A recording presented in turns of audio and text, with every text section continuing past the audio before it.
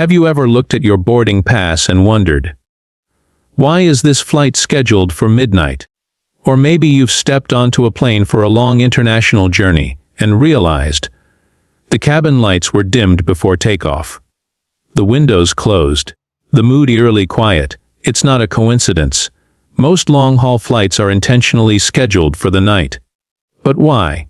Today, we're going to uncover the reasons behind this curious aviation trend. And it's about more than just catching a few hours of sleep midair. This is a story of human biology, airport logistics, economics, and even the invisible wind patterns that race through the upper atmosphere. Buckle in, because this journey is going to take you from your seat in economy class to the hidden strategies inside airline operations headquarters. Let's begin the science of sleep and circadian rhythms. To understand why long-haul flights often take off at night, we need to start not in the sky, but in your brain. Our bodies run on what's called a circadian rhythm, a natural 24-hour internal clock influenced primarily by light. It tells us when to feel alert, when to eat and, most importantly, when to sleep. Airlines know passengers are more likely to rest during their natural downtime, typically between 10:00 p.m. and 16:00 a.m. Scheduling overnight flights means passengers are more inclined to doze off, reducing the psychological toll of flying 10 or 15 hours at a stretch. Think about it, it's much easier to sit through an overnight flight from New York to London than one that departs at 10:00 a.m. and lands at midnight local time. That's because sleep breaks the monotony of a long journey. For many, sleeping for 5 or 6 hours mid-flight makes it feel shorter and more bearable. But this isn't just about your comfort. Cabin management and crew efficiency. Keeping passengers asleep serves a critical function for cabin management. A sleeping cabin is a quiet cabin. Fewer meal requests, less foot traffic, fewer people pressing the call button. That's a dream scenario for the crew on ultra-long flights. It helps them conserve energy and ensures a smoother experience for everyone on board. Quiet hours also give cabin crews the chance to rotate through their required rest shifts. Yes, crews on long flights have private rest areas hidden above or below the cabin, and the peace of a sleeping aircraft is ideal for their breaks. In aviation, crew alertness isn't just preferred, it's mandatory. Global airport logistics and connecting hubs. Now let's talk about logistics. Imagine a major hub like London Heathrow, Singapore Changi, or Dubai International. These aren't just airports.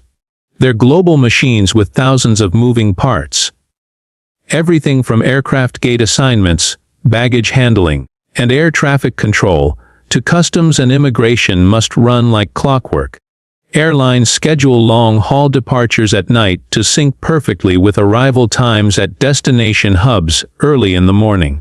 A flight leaving Los Angeles at 10:00 p.m. arrives in Tokyo around 5:00 a.m., just in time for a full day of onward connections. This synchronization is essential. Airlines don't make money flying people just from New York to Doha. They make money flying people from New York to Bangkok through Doha. That's called a connecting itinerary, and it's where profits often lie. A night flight means your plane lands early, and you can catch the morning wave of regional flights. If you arrive late at night, your options shrink. The jet stream advantage now? Let's look even higher, at the jet stream. The jet stream is a fast-flowing ribbon of air that circles the globe at 30,000 to 40,000 feet. It can reach speeds of over 200 miles. Long-haul flights, especially those flying west to east, are often timed to take advantage of these high-altitude tailwinds. Why? Because flying with the jet stream can shave hours off your trip and save tens of thousands of dollars in fuel. And guess when the jet stream tends to be strongest? Overnight. For instance, flights from North America to Europe benefit immensely from the eastbound jet stream. It's a win-win: shorter flight times for passengers, lower fuel costs for airlines, and with fuel accounting for up to 40% of an airline's operating costs, every knot of tailwind matters. The economics of the night. There are also hidden financial benefits to flying at night. Airport fees are often lower during off-peak hours. Just like electricity, many airports charge more during high-traffic times. A 100 a.m. departure can be significantly cheaper than one at 500 p.m. Night flights also enjoy less congestion, faster taxi times, fewer delays, more efficient ground handling. Aircraft arriving early in the morning can be cleaned, refueled, and prepped during the daytime, when staffing levels are at their highest. This makes it easier to get them airborne again that evening. Efficiency, profitability, and nighttime flying delivers. Reducing jet lag. Here's something counterintuitive: long-haul night flights may actually reduce jet lag. Jet lag happens when your internal clock is out of sync with local time. But when you board a night flight, your body is already winding down. You're more likely to sleep at the right time, aligning with the night at your destination. For example, leave New York at 10:00 p.m. Sleep mid-flight and land in London at 10:00 a.m. With a bit of effort, you can adjust to the local schedule by the end of the day. Now compare that to a daytime flight. You sit upright, exposed to bright light, and your body doesn't get a strong enough cue to reset its clock. So, while it may feel rough boarding a plane at midnight, your body will thank you once you land. Crew regulations and strategic planning. Let's not forget the people flying the plane. Pilots and cabin crew follow strict duty time regulations. They can only work so long before mandatory rest. Long-haul flights often exceed the limits of a single crew, so airlines schedule rotating teams and build in time for in-flight rest. Night flights are ideal for this. The quiet cabin helps pilots rest. That means they're sharp and ready for the most critical parts of the journey, like takeoff, landing, or handling emergencies. It's not always at night, but mostly, to be fair. Not all long-haul flights depart at night. Routes that travel east to west, like Tokyo to San Francisco, often depart during the day. That's because flying west lengthens your day, and passengers are more likely to stay awake.